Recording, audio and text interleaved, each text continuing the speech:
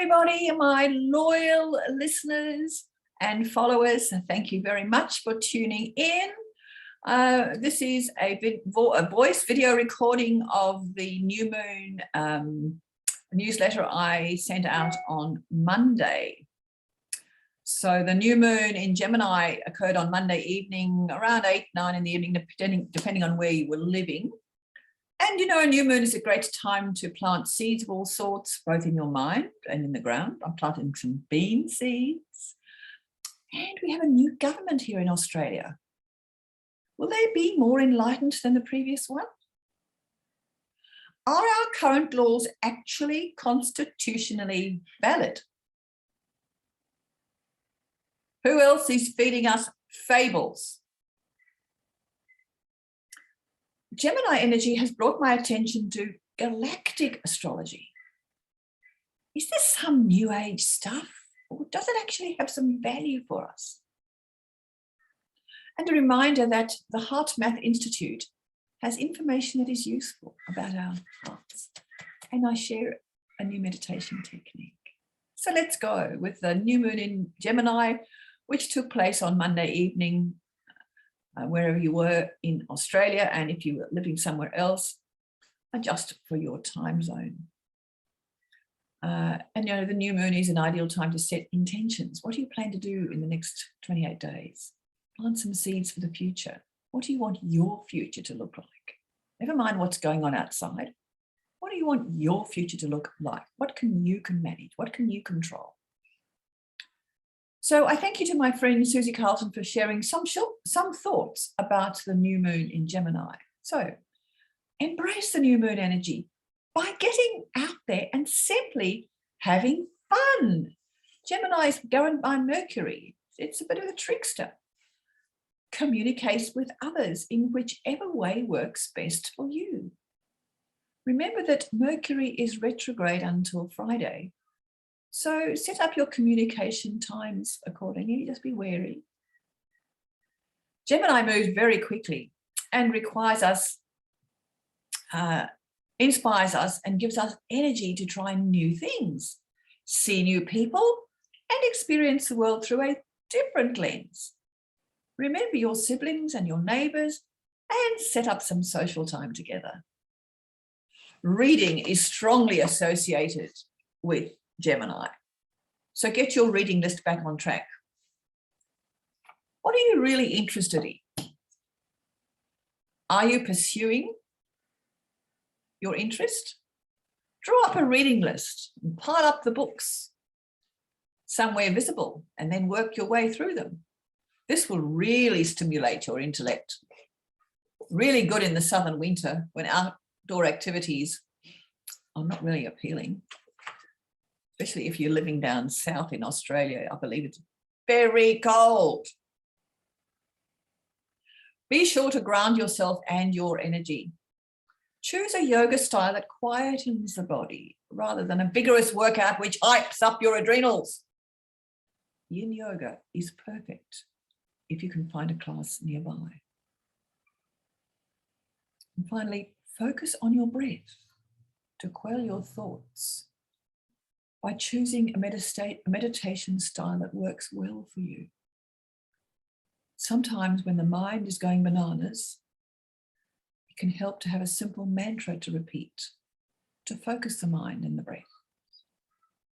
I breathe in peace, light, and love, and release all fears and anxiety. Create the words that work for you. Now, astrologically, forming a favourable sextile to the sun and the moon in 9 degrees Gemini was Jupiter and Mars in Aries, giving energy to the mercurial Gemini energy. This is supporting new ideas being put into action, especially new ways of doing social media. Or maybe we are snowed by social media posts. It will be easy to get excited and distracted by all sorts of ideas and activities. So it is important for us to focus on what is important to us and ask ourselves how we can bring the energy of the new moon and ideas into the Gemini portion of our astrological chart. Mercury is the trickster as well as being the carrier of smart ideas. Now, Mars and Jupiter into Aries will be quite significant for many of us. Aries is a fire sign and Mars is quite at home there. Jupiter expands all that he contacts.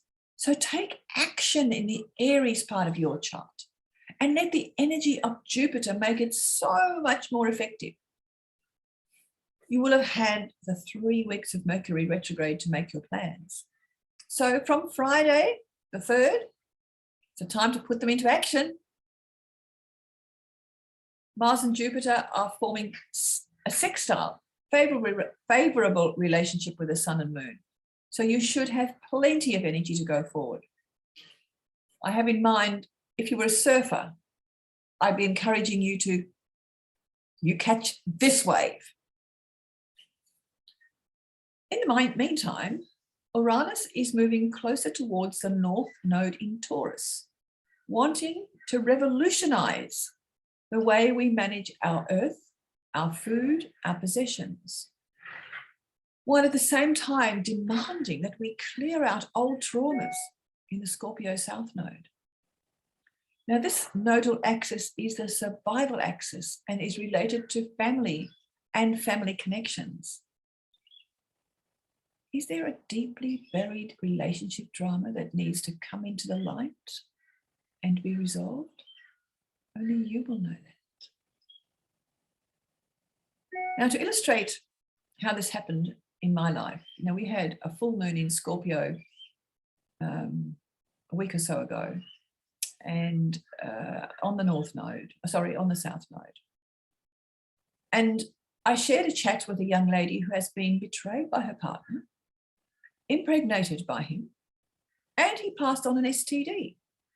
That was kind, wasn't it?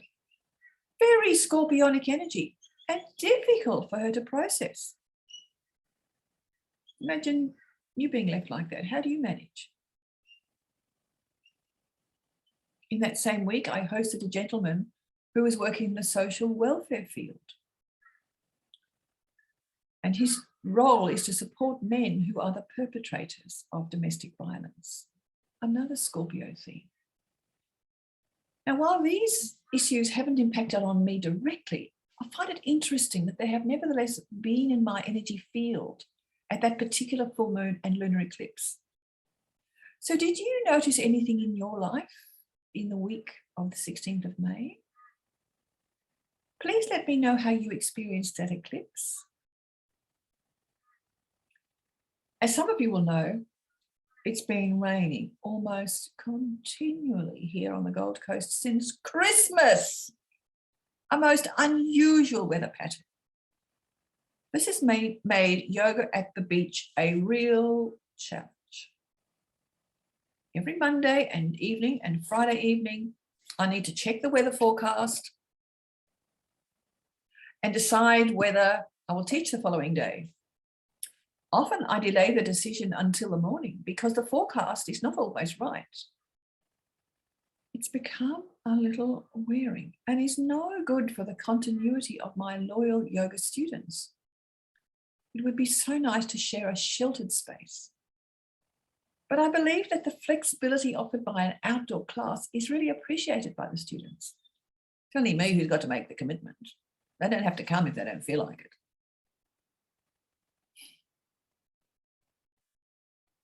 In my granddaddy power wishes for this year, I have asked for a home that has space for a yoga studio amongst other upgrades.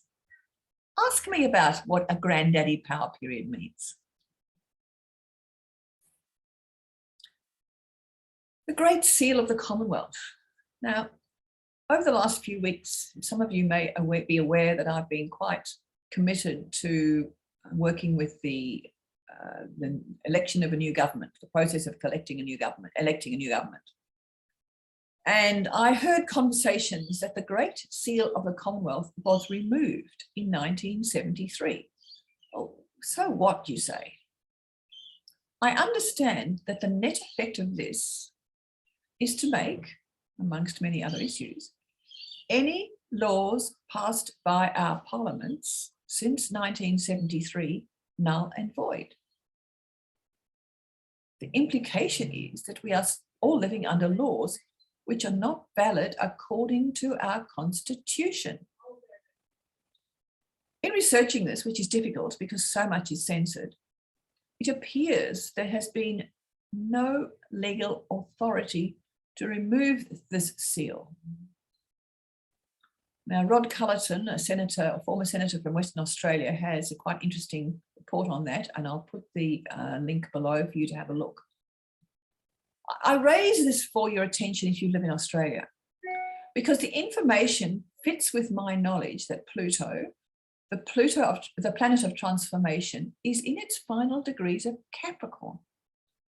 Pluto's role in Capricorn, which rules large organizations, governments, institutions, and businesses that expect top-down control, is to break down and expose systems, beliefs, and edicts that no longer support the people. Understand that we need systems to break down before they can be rebuilt. I do question whether the legal profession, in some instances, is sustaining the rights of the people, or whether that game is corrupted also in high places. What do you think? Let me know. Now, you would already know we have a new government in Australia. On the 21st of May, we elected a bunch of politicians that allowed the Australian Labor Party to nominate Anthony Albanese as their leader, and thus the new Prime Minister of Australia. Now, because this election was conducted when Mercury is retrograde, it's still retrograde as I speak, the numbers are not yet finalised. When I checked the AEC website last night, they still have not made an announcement. There's a count, but they haven't made an announcement or a final decision.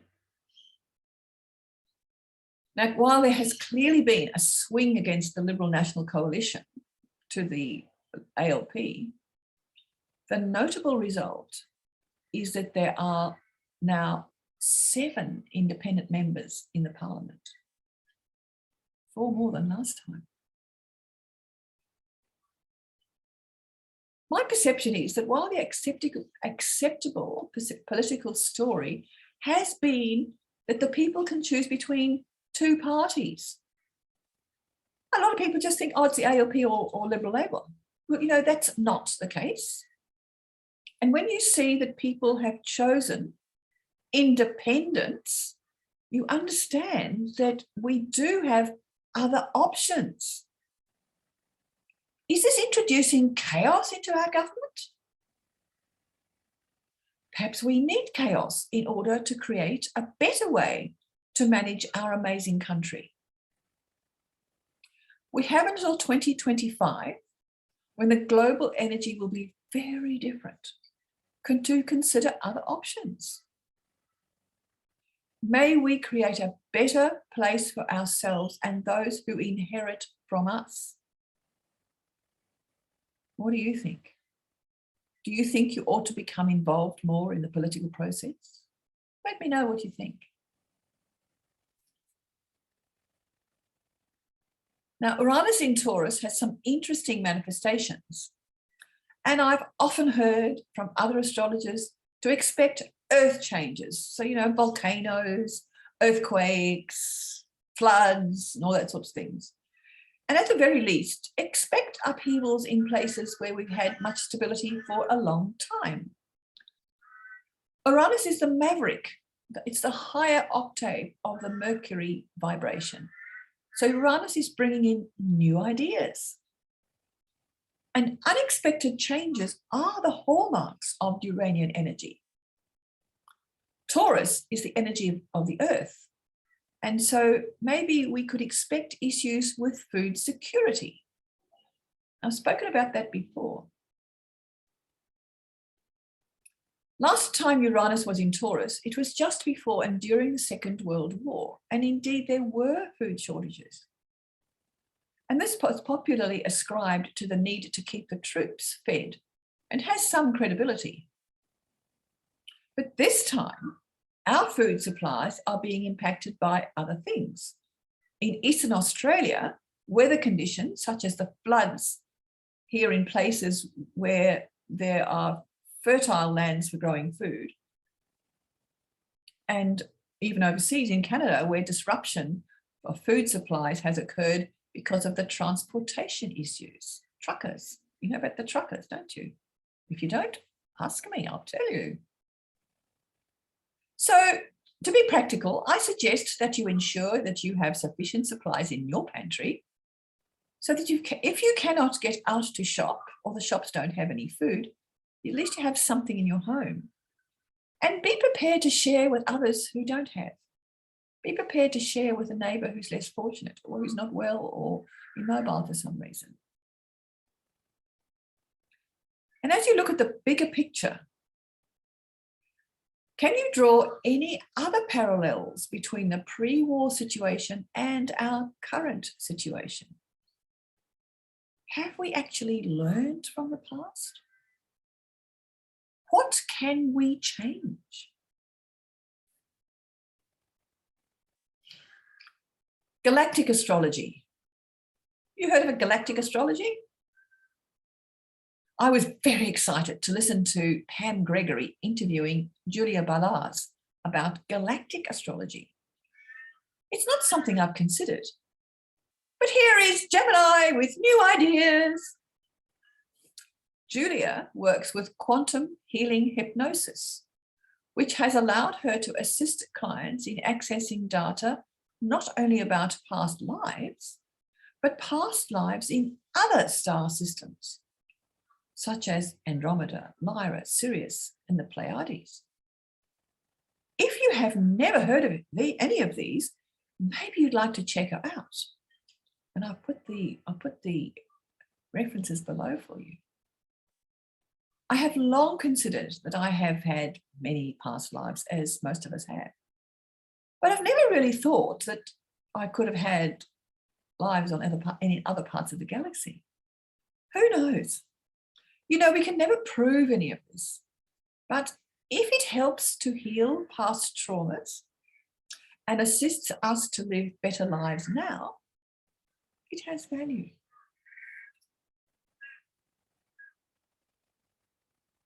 So one astrology group that I manage is sharing the Changing of the Gods series, in which the planetary connections between Uranus and Pluto are explored.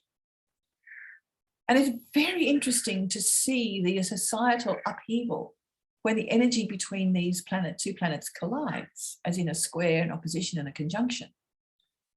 And these are themes which seem to follow from one period to the next. And it's not, it's not a 5-minute impact. It goes over several years.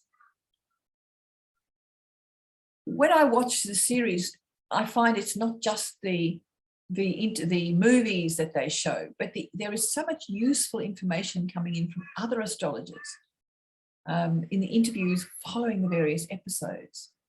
So if you're interested, let me know if you want to find out more, and we can see what we can do. Now, finally, calm the body and the mind with meditation this month. Gemini is this busy energy, and it's about trying to calm the monkey mind. And I've mentioned before the HeartMath Institute. You know that our heart provides more information to our brain than we previously understood. Again, check that reference out.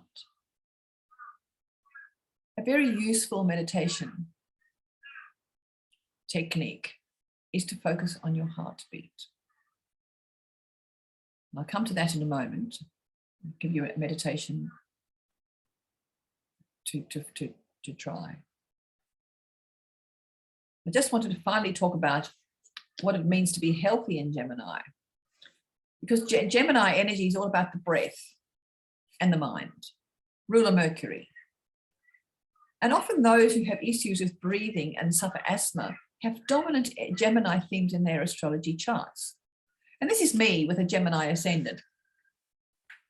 So if this is you, learn to breathe fully and easily with yoga breathing techniques or Buteyko methods, whatever allows you to breathe fully, expanding the lungs completely. Find ways to reduce stress and anxiety in your life, because those feelings tighten the chest and the lungs and make breathing really difficult. So slow rhythmic breathing, so you know you've got conscious control over your breath, with good meditation techniques are very beneficial. So let me finish with this HeartMath type meditation. So take yourself to sit quietly in a comfortable space. Bring your mental focus to your heartbeat. Now breathe in slowly to the count of 6 breaths. Breathe out to the count of 8. You may like to leave 2 beats between the in-breath and the out-breath, and then the out-breath and the in-breath for best relaxation and peace. Have a beautiful month in Gemini. I'll talk to you again in Cancer. Bye for now.